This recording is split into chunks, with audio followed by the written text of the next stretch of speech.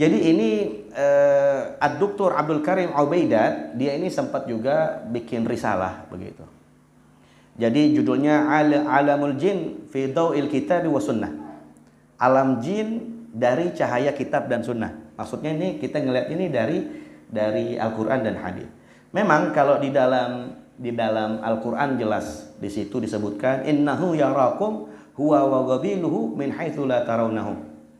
Yang artinya sesungguhnya ia dan pengikut-pengikutnya, maksudnya jin ini melihat kamu dan dari suatu tempat yang kamu tidak bisa melihat mereka. Jadi jin bisa melihat kita nggak bisa melihat mereka. Tuh. Itu permasalahannya di dalam Al-Qur'annya, maknanya. Nah, dengan menimbang apa yang ada dibawa di dalam Al-Qur'an dan apa yang dibawa di dalam hadis, ya kan? Terus pendapat para ulama. Nah, akhirnya di sini ada arba'atun ara'. Maksudnya ada 4 poin di sini. Ada 4 yang sudah dikumpulkan pendapat-pendapat para ulama. Yang pertama adalah ra'al jumhur. Para jumhur ulama, maksudnya jumhur ulama ini kebanyakan pendapat para ulama, annal jin yarawna idza tashakkalu fi ghairi suwarhim al-asliyah. Yang namanya jin itu bisa dilihat jika mereka ini menyerupai dengan bentuk selain bentuk aslinya mereka. Nah, fi ba'dil awqat wa li ba'din nas. Pada waktu-waktu tertentu dan bagi sebagian manusia. Dan manusia-manusia tertentu aja gitu. Jadi nggak setiap orang bisa ngelihat juga gitu, atau sewaktu-waktu bisa ngelihat juga, enggak. Jadi hanya sebagian waktu bisa ngelihat dan sebagian manusia bisa ngelihat. Contoh para nabi, para rasul, para aulia gitu, atau orang-orang soleh yang Allah Subhanahu wa taala kasih kemuliaan buat dia ini bisa untuk melihat gitu. Nah, ini kan perkaranya ini menyerupai. Ya kan, di dalam riwayat juga ada jin yang bisa menyerupai anjing hitam atau ular hitam, itu ada. Padahal itu jin gitu. Yang kedua, al-fariqu tsani yara anna ru'yatul jin mukhtassah bil anbiya alaihi wassalatu wassalam faqat. Yang kedua pendapatnya ini adalah yang namanya melihat jin itu dikhususkan untuk kepada para nabi alaihim salam. Dah itu aja. Wa min qala bidzalik asy-Syafi'i wa Ibnu Hazm wa An-Nuhas wal Bushairi wa ba'd al-muhadditsin. Nah, yang berbicara seperti itu, mempunyai pendapat seperti itu ada Imam Syafi'i, Ibnu Hazm, An-Nuhas, terus Imam Al-Bushairi dan sebagian daripada muhadditsin, ya. Al-fariqu tsalits, kelompok yang ketiga nih. Pendapat yang ketiga, yankiru ru'yatul bashar bil jin, mengingkari atau yang namanya ru'yatul jin itu tidak bisa. Sawa'an kanu anbiya aw ghairu anbiya wa huwa qaulu li ba'dil muhadditsin.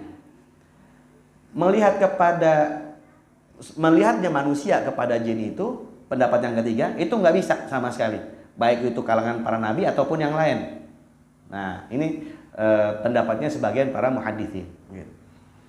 Al-fariq ar-rabi', pendapat yang keempat, yatawassa' fi dairatir ru'yah. Ini meluas tentang permasalahan melihatnya ini. Fayathbutu ru'yatul jin bi suwarihim al-asliyah lil anbiya. Ditetapkan melihat jin dengan bentuk yang aslinya itu khusus untuk para nabi. Waliman ikhtasahu Allah bidzalik min khairil anbiya minal bashar. Dan Allah Subhanahu wa taala mengkhususkan bagi sebagian manusia selain daripada nabi ini untuk bisa melihatnya. Itu pendapat yang keempat. Siapa aja ini yang berpendapat seperti ini? Wa huwa Qaulul Alusi wa Ibnul Arabi. Ibnu Arabi dan Imam Al-Alusi ini berpendapat demikian. Jadi istilahnya nih, yang disebut melihat jin, kalau bisa dia melihat jin berarti bukan bentuk aslinya, apalagi kayak orang kita ini sekarang ini, orang awam. Bukan bentuk aslinya, tapi kalau menyerupai bisa. Terus kalau ngasih makan jin bagaimana? Di dalam adab, di dalam kitab adab itu kalau kita mau buang tulang kan diajarin. Kita kalau mau buang tulang tuh, tulang-tulang yang habis kita makan nih, daging yang habis kita makan kan ada tulangnya tuh. Nah, itu diajarin. Jangan dibuang ke tempat yang ada najisnya. Kan begitu. Dan kalau buang itu baca bismillahirrahmanirrahim. Kenapa? Tujuannya adalah untuk memudahkan saudara-saudara kita dari kalangan kaum jin yang mukmin kepada Allah Subhanahu wa taala untuk mendapatkan makanan juga. Kalau nggak baca Bismillahirrahmanirrahim, yang dari kalangan non muslim pun jinnya ini, atau yang kafir jinnya ini bisa makan juga. Tuh, Islam ngajarinnya sampai ke situ nggak? Cakep nggak tuh Islam? Udah cakep. Nah ini permasalahannya, ya. Jadi biar paham tuh. Jadi nggak ada lagi ribut-ribut. Terserah mau ambil gol yang mana, mau ambil pendapat yang mana. Itu kesemuanya ada runutan fatwanya. Gitu. Jadi nggak usah lagi ribut-ribut tentang masalah itu.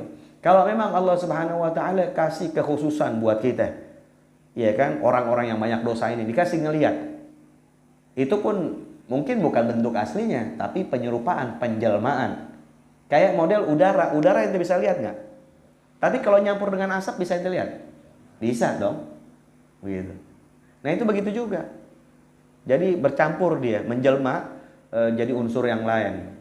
Ada yang bisa begitu ya, bisa-bisa aja. Allah kan ilmunya meliputi segala sesuatu. Kekuasaannya itu maha menguasai segala sesuatu. Jadi kalau Allah Subhanahu Wa Taala mau mengizinkan kita ya bisa aja. Nggak jadi masalah. Nah yang jadi masalah itu koar-koar. Yang jadi masalah apa ya? Koar-koar di medsos, di mana. Oh saya bisa lihat jin, ya kan? Jin yang bagaimana? Jin yang tanduknya 3. Aneh bilang nggak sekalian 5 biar seru, biar banyakan, ya kan? Atau saya ngelihat, oh ini bentuknya perempuan pakai daster, rambutnya panjang. Kenapa lu nggak ambil nomor WA-nya? Iya kan? Kan begitu, kenapa nggak ambil nomor WA-nya? Kali aja dia nyasar, kesian dia mau pulang nggak ada duit buat ongkos ojek online, kan begitu, ya kan? Bisa dianterin, kali dia nyasar, kan kesian, iya nggak? Begitu nggak? Kira-kira giliran hari aja rame loh, gitu. Oh yang saya perhatikan, oh di situ ada makhluk, bulunya panjang-panjang, gede, tinggi, apa segala macam. Waduh, rame bener. Itu kalau yang begitu namanya adalah jin dari bangsa Gondorwo, udah bisa. Aduh, lucu dah orang-orang sekarang nih. Ya ada aja sih, ya model-model begitu. Kayak namanya jin kan ada yang mukmin, ada yang kafir juga. Begitu. Di dalam riwayat kalau yang mukmin disebutnya jin. Kalau yang mukmin kepada Allah gitu dan Rasulnya. Kalau yang kafir disebutnya syaitan. Ada juga riwayat yang seperti itu. Ya jadi ini menambah wawasan buat kita, menambah pemahaman buat kita, dan mudah-mudahan jadi manfaat buat kita. Jadi ente paham tentang masalah itu, jadi ente bisa ada tuh bisa memilah sendiri. Sekarang kita nih emang mesti cerdas dalam menanggapi apa-apa yang beredar di media sosial. Jadi perlu ada inian, dan kebanyakan ramenya itu ya karena mau bikin konten. Kalau kagak rame, kalau nggak ada caci maki, kalau nggak ada hujat orang, ya nggak rame, nggak ditonton. Lah contohnya aneh, bahas masalah ilmu pengetahuan kagak rame, ya kan, biasa aja. Giliran pas hujat orang baru tuh, kalau ada hujatan buat orang lain apa segala macam, puluhan ribu yang lihat, ratusan ribu yang lihat. Jadi ini masya Allah, tabarakallah, naudzubillah. Sekarang ini nih kita ini dididik untuk paling bisa buat hujat orang. Paling bisa buat ngeramein ribut-ribut, tuh paling bisa. Jadi istilahnya nih kita nih orang Indonesia nih sekarang gampang banget dipecah belahnya.